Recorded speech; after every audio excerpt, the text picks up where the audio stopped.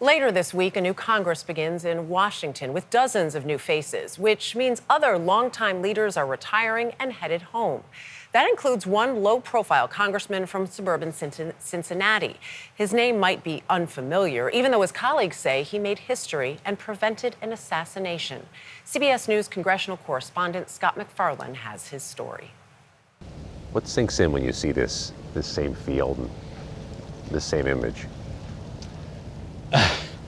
I really think how God was on our side that day and how everything had to go right for us to survive. It's been nearly 7 years since Brad Wenstrup last stepped foot on these grounds in Alexandria, Virginia. This is the bullet hole. But he still knows where to find the bullet holes. This is entry, that's exit. The exit's bigger. Yeah, so it's going out.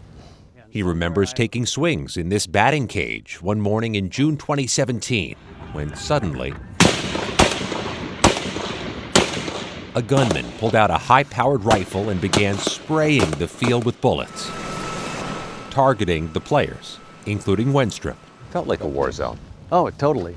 It was Wild West battle.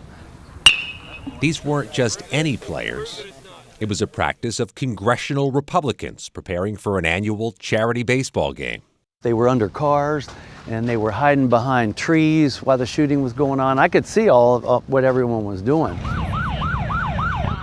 One congressman couldn't get off the field. Louisiana Republican Steve Scalise was gravely wounded. After police finally took down the shooter, Scalise lay dying near the outfield grass.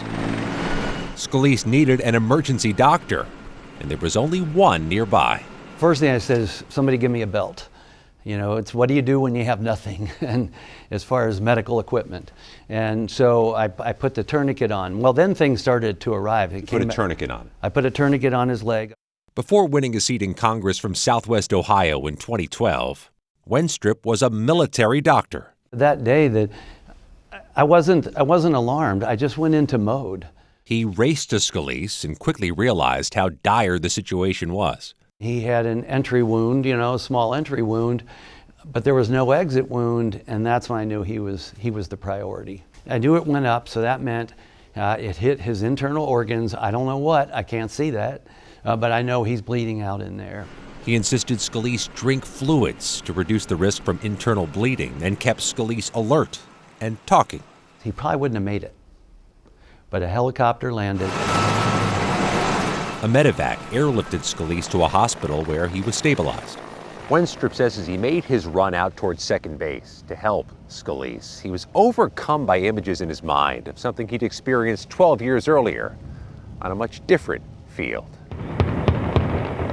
In 2005, deployed in Iraq, Wenstrup treated the battlefield wounded, including a day Wenstrup's team was called to save a U.S. service member with the same type of grave injury Wenstrup would see on the ball field 12 years later.